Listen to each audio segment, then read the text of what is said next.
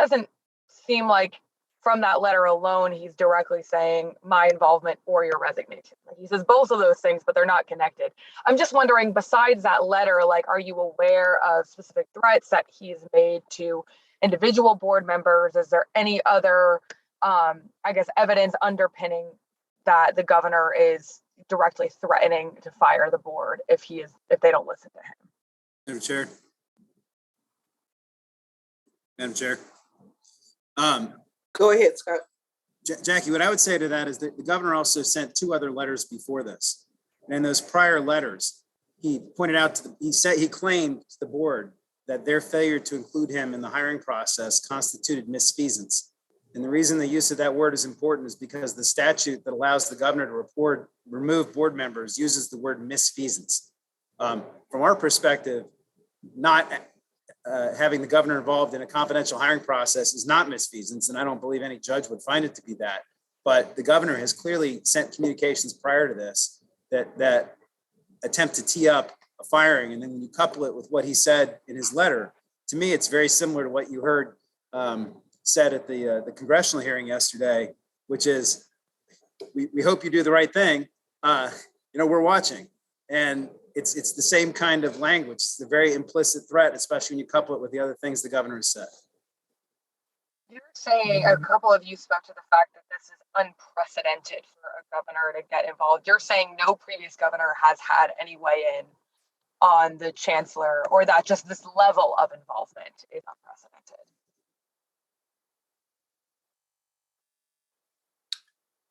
Senator Hashmi. Thank you, Senator Locke. I think we can say that it's unprecedented because we haven't had governors previously directly involved in the board's decisions on the hiring of either a chancellor or a college president. We have boards, visitors, and appointed to our colleges and universities, as well as the state board for the Virginia Community College system.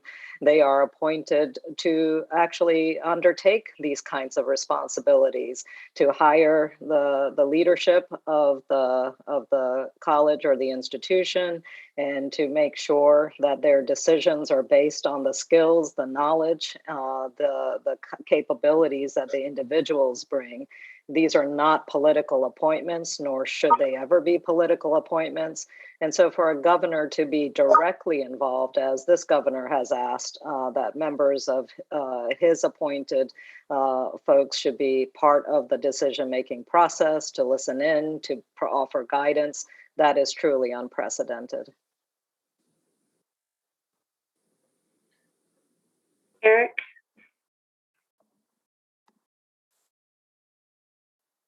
Can you hear me? We can. My question is for Senator Evan on what kind of response you guys might have. Now, new community college board members would not need to be confirmed by the legislature, right? Would all these actions on how you would screen future nominees, that would not be, would that be board members or would that be other nominees? Well, I'm talking about board members. The governor's appointees to the board for community colleges do get confirmed by the legislature. Okay. And my other question is kind of more general. The governor has talked about how, community colleges are struggling with workforce issues and enrollment going down. Is there any agreement that things at least need to change with community colleges? So, Madam Chair. Me and then Senator Servo. Thank you. Eric, your question is really important. And yes, community colleges are struggling, but these are not just Virginia community colleges that are struggling. We have seen significant declines in enrollment in community colleges across the country. We're also seeing enrollment declines in higher education. And there's many, many factors that are playing a role in those kinds of concerns. And so when the governor earlier this year criticized the efforts of our 23 community colleges and also brought some of his folks in to make those criticisms in published op-eds, Those are very unfair kinds of attacks on the VCCS, on the work that we've seen our administrators and faculty doing, and the efforts that are being made across the country to ensure that folks have opportunity to engage in higher education, and but that they also understand the value of higher education. So we've gone through an unprecedented global pandemic. We have seen a crisis of student debt that is affecting so many families in their abilities to access higher education. We have many factors at play, and clearly our community colleges are working diligently to address those issues, to continue to be strong partners in their communities, and to work with our business and industry folks to ensure that we have a strong and capable workforce that's going to meet the challenges of the jobs that we know are going to be emerging in this Commonwealth. Senator Serville and then Delegate Van Valkenburg. Thank you, Madam Chair. Yeah, Senator Hashmi basically nailed it, but the enrollment is down nationwide in college and in community college, and the trends in Virginia are no different than they are elsewhere, and they're no more exaggerated. The reason for this is there's a shrinking because of the decline in birth rates around the Great Recession and the shrinking in the 18 to 24-year-old college demographic.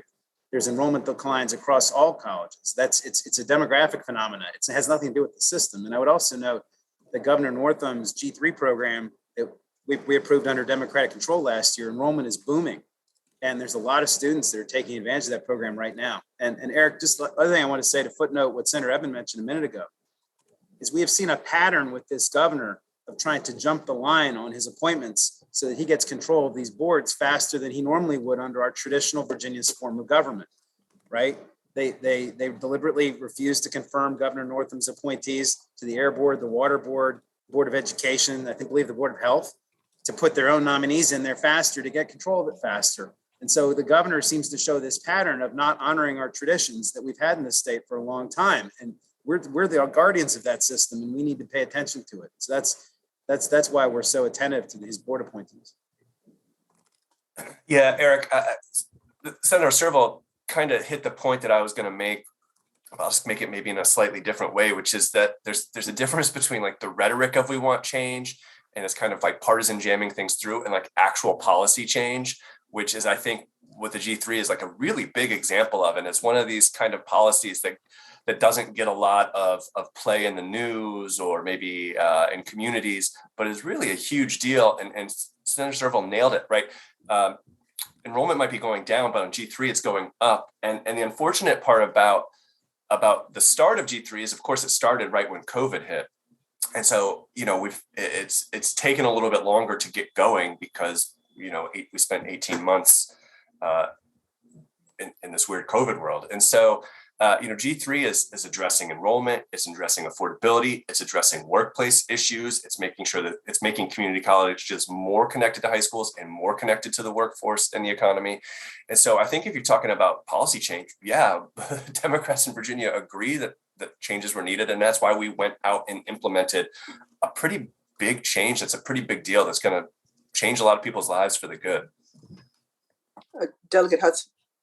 And I would simply add that the other big thing that our community colleges need are investments in their staff and faculty. They're no different from K through 12 schools. They are struggling to hire right now because they can't afford to pay the kind of compensation that will convince a lot of instructors to step away from the high paid careers that they're training their students for and stay in the classroom. I hear that from our community college presidents all the time, just how hard it is for them to get someone to accept a position at the wages that we're able to pay as a state. So there are clear solutions. They have been clearly communicated from higher education leadership for many, many years.